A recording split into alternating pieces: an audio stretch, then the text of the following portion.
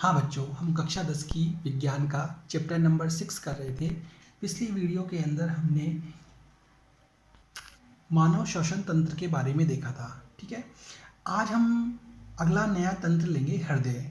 हृदय के बारे में देखेंगे। ठीक है, तो सबसे पहले हमें हृदय का डायग्राम बनाना होगा। तो मैंने यहाँ पेंसिल से समय की बचत के लिए बना रखा है। ठीक है, थोड़ा मैं इसको हाईलाइट कर दूँ, फिर हम इसको आगे देखेंगे। तो आप देखिए इसको।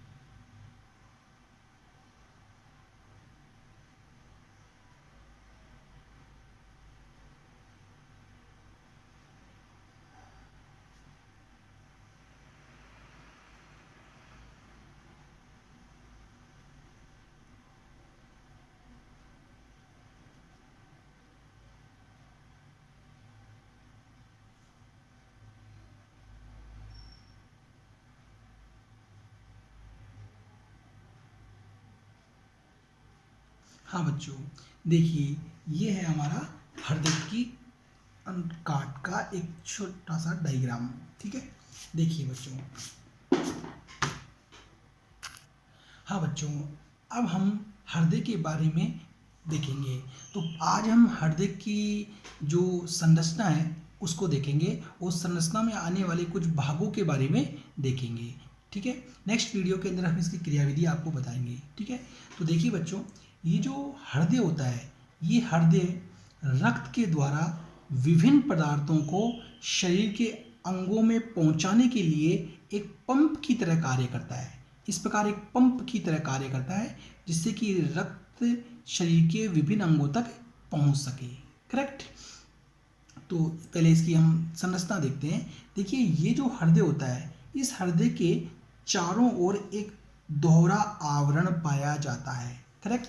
तो हम कह सकते, यहाँ लिख सकते हैं दोहरा आवरण। दोहरा आवरण पाया जाता है।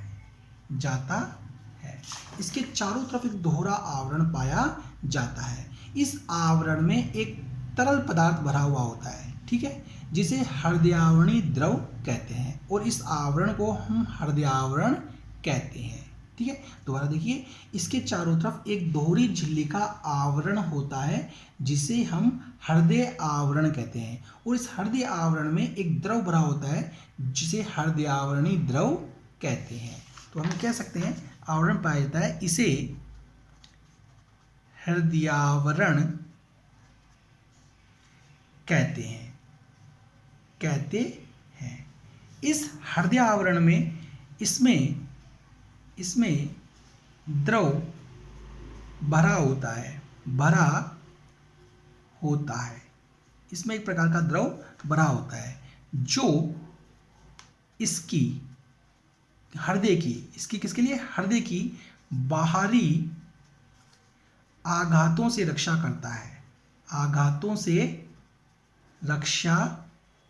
करता है। करेक्ट। तो इस बात दोबारा देखिए, चारों तरफ जो ये आवरण होता है जिसमें द्रव भरा होता है, जिसे हम हृदय आवरणीय द्रव कहते हैं, ये हृदय की भारी चोटों से क्या करता है, रक्षा करता है। करेक्ट। देखिए बच्चों, हाँ बच्चों, अब देखिए हृदय के जो विभिन्न भाग हैं इनके बारे में देखते हैं। देखिए ये जो होती है इनको हम कहते हैं महाधमनी, महाधमनी,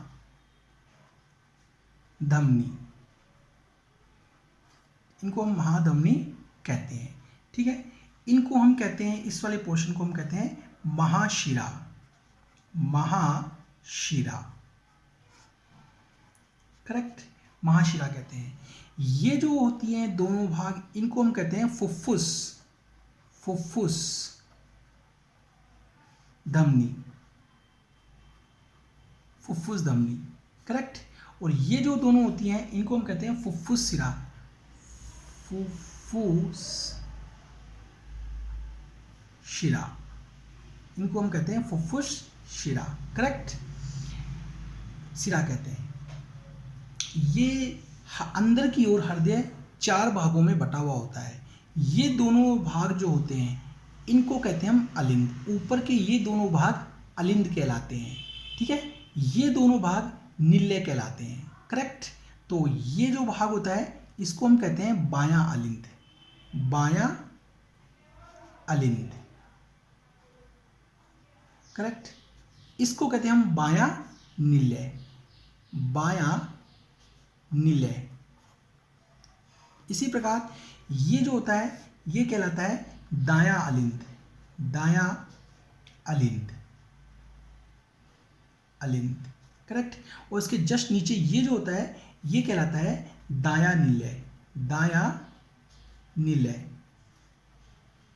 करेक्ट। तो इस प्रकार यदि हम हृदय को लंबाई में 2 भागों में बांटें तो ये बायां अलिंद और बायां निलय, ये दायां अलिंद, ये दायां निलय। करेक्ट। तो हम इस चित्र को ध्यान से देखें तो हम देखेंगे कि ये प्रत्येक अलिंद अपनी ओर के निलय में इस छिद्र के द्वारा खुलता है। ये अलिंद इस निलय में इस छिद्र के द्वारा, ये अलिंद इस निलय में इस छिद्र के द्वारा खुलता है। करेक्ट। ये दोनों जो छिद्र होते हैं इनमें कपाट उपस्थित होते हैं, कपाट, कपाट पाए जाते हैं। करेक्ट। इन कपाट का क्या काम होता है, ये कपाट रक्त को वापस पीछे नहीं जाने देते। रक्त हमेशा अलिंद से निलय में आता है, अतः ये कपाट रक्त को वापस निलय से अलिंद में नहीं जाने देते। करेक्ट। और बाकी डिटेल में हम क्रियाविधि में देखेंगे। ठीक है। तो इस प्रकार हृदय के ये मुख्य 4 भाग होते हैं। ठीक है, देखिए बच्चों।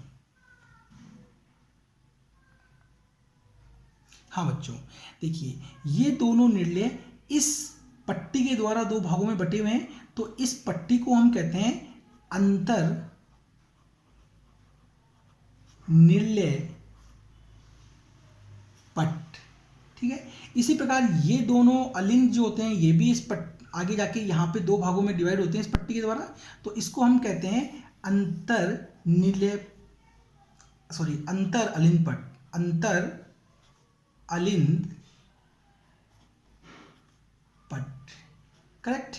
देखिए बच्चों, तो इस प्रकार हृदय जो होता है ये मुट्ठी के आकार का कोमल और मांसल होता है और इस प्रकार ये इन भागों में डिवाइड रहता है, जो कि एक पंप का कार्य करता है, अर्थात रक्त को शरीर के विभिन्न भागों में पहुंचाने का कार्य करता है। ठीक है, कैसे वो हम क्रियाविधि में देखेंगे। इतना देखिए, एक बार रिपीट करिए।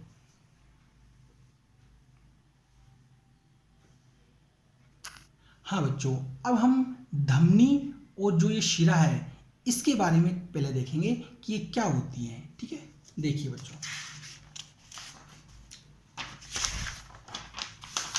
देखिए रक्त वाहिकाएं। देखिए बच्चों, रक्त वाहिकाएं, वाहिकाएं, रक्त वाहिकाएं। देखिए वाहिका मतलब कोई ऐसी चीज जो वहन करती हो। ठीक है, रक्त का वहन। ठीक है, तो रक्त वाहिकाएं 2 प्रकार की होती हैं। ठीक है, 2 प्रकार की, एक होती है धमनी, ठीक है, और एक होती है शिरा। ठीक है, इसमें भी रक्त का प्रवाह होता है, इसमें भी रक्त का प्रवाह होता है। अब फर्क क्या है दोनों में वो हम यहाँ देखेंगे। करेक्ट। तो हम इसको एक अंतर के रूप में देखें, धमनी और शिरा। ठीक है, तो देखिए बच्चों, सबसे पहला डिफरेंस ये होता है कि जो ये धमनियां होती हैं, ये जो धमनियां हैं, ठीक है, धमनियां, इन धमनियों के द्वारा रक्त हृदय से अंगों तक जाता है। बाकी के जो अंग है शरीर के, जैसे किडनी हो गई, अमाशय हो गया, पाचन तंत्र हो गया, ठीक है, मस्तिष्क हो गया, इन बाकी के अंगों तक पहुंचाने का काम धमनी करती है। ठीक है, तो हम कह सकते हैं कि यह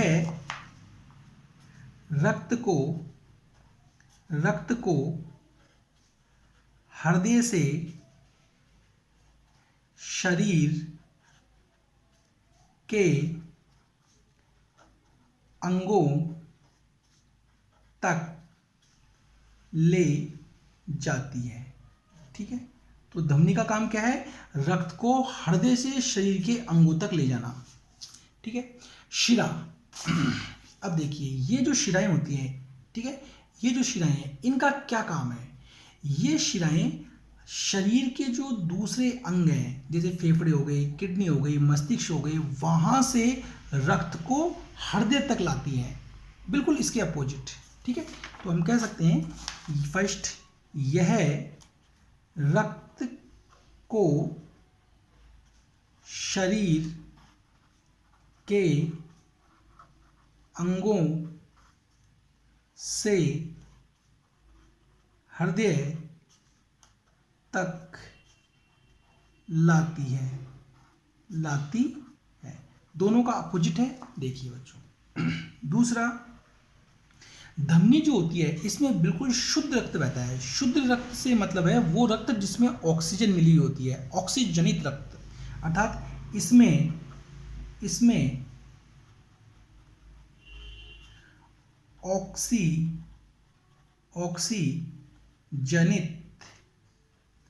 ऑक्सीजनित रक्त, जिसे हम कह सकते हैं शुद्ध रक्त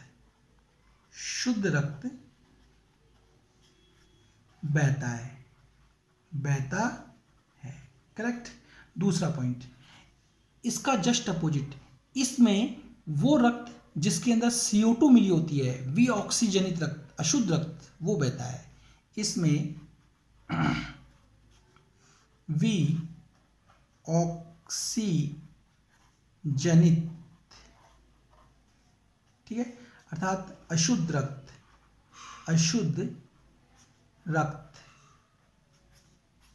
बहता है। करेक्ट। थर्ड पॉइंट, ये जो धमनियां होती हैं, इनके अंदर से जो दीवारें होती हैं बहुत ही मोटी और सॉफ्ट होती हैं। ये जो धमनियां हैं, इनके अंदर से दीवारें बहुत ही मोटी और सॉफ्ट होती हैं। क्यों? ये हम क्रियाविधि में देखेंगे। ठीक है, फिलहाल आपको याद रखना है। जबकि जो शिराएं होती हैं, इनकी अंदर से दीवारें मोटी और सॉफ्ट नहीं होती। तो हम कह सकते हैं इनकी दीवारों की अंदर की भित्ति मोटी व मांसल होती है, जबकि इनकी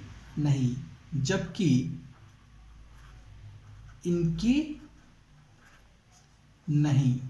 ठीक है, अब ऐसा क्यों होता है? इनकी होती है, इनकी नहीं, इसके बारे में हम क्रियाविधि में नेक्स्ट वीडियो में देखेंगे। देखिए बच्चों, ये इन दोनों में डिफरेंस है। इस प्रकार धमनी और शिराओं में ये अंतर होता है। देखिए,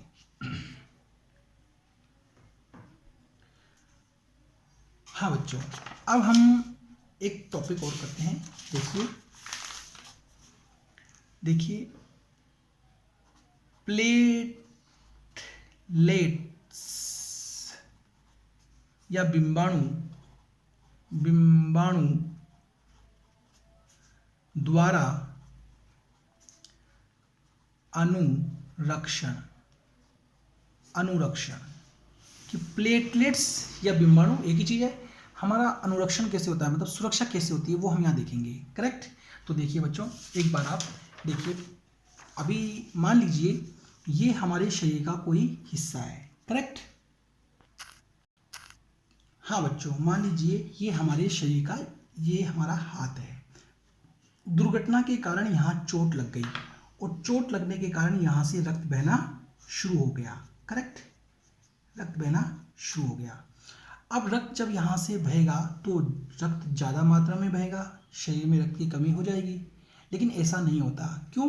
क्योंकि हमारे जो ये रक्त है, इस रक्त के अंदर यहाँ पर बिंबाणु उपस्थित होते हैं, बिंबाणु, ठीक है, बिंबाणु उपस्थित होते हैं, बिंबाणु, ठीक है, या प्लेटलेट्स। जब चोट लगती है और रक्त प्रवाहित होता है तो ये बिंबाणु यहाँ आकर के एक जाल सा बना लेते हैं, जाल बना करके इस मार्ग को अवरुद्ध कर देते हैं, रोक देते हैं और रक्त का बहना रुक जाता है। इस प्रकार रक्त का बहना रुक गया तो रक्त का ज़्यादा स्त्राव नहीं हुआ। तो इस प्रकार ये जो बिंबाणु है, इन्होंने क्या किया, रक्त के ज़्यादा प्रवाह को रोका, अर्थात हमारी क्या की, सुरक्षा की। तो ये है प्लेटलेट्स द्वारा अनुरक्षण। इस क्रिया को हम कहते हैं रुधिर का थक्का बनना, करेक्ट। देखिए बच्चों, हाँ बच्चों, दोबारा देखिए इस टॉपिक को। देखिए हमारा जो रक्त होता है, ठीक है, रक्त, देखिए रक्त में 3 कणिकाएं होती हैं, कणिकाएं, ठीक है। पहला आरबीसी, ठीक है, डब्ल्यूबीसी और बिंबाणु, करेक्ट। हमारे रक्त में 3 कणिकाएं पाई जाती हैं। जब कभी चोट लग जाती है, मान लीजिए यहाँ चोट लगी, रक्त का बहना स्टार्ट हो गया, तो यहाँ पे रक्त जब बहेगा तो सारा रक्त शरीर का बाहर आएगा। लेकिन ऐसा नहीं होता, रक्त के अंदर जो ये बिंबाणु होते हैं, ये बिंबाणु आके जिस स्थान से अंग कटा है वहाँ आके इकट्ठे हो जाते हैं और इस मार्ग को अवरुद्ध कर देते हैं, जिससे ज़्यादा रक्त का प्रवाह रुक जाता है। इस प्रकार बिंबाणु के द्वारा क्या होती है, हमारी सुरक्षा होती है। यह है बिंबाणु अनुरक्षण। इस क्रिया को हम कहते हैं रुधिर का थक्का बनना। देखिए बच्चों, हाँ बच्चों, आज इस वीडियो के अंदर हमने हृदय की संरचना, धमनी शिराओं में अंतर और प्लेटलेट्स द्वारा हमारा अनुरक्षण कैसे होता है ये देखा, ठीक है। ये टॉपिक आपको समझ में आया होगा। प्लीज़ इसे सब्सक्राइब करिएगा, जिससे कि हम अगली वीडियो आपको समय पर उपलब्ध करवा सकें। अगली वीडियो में हम हृदय की क्रियाविधि देखेंगे। Thank you.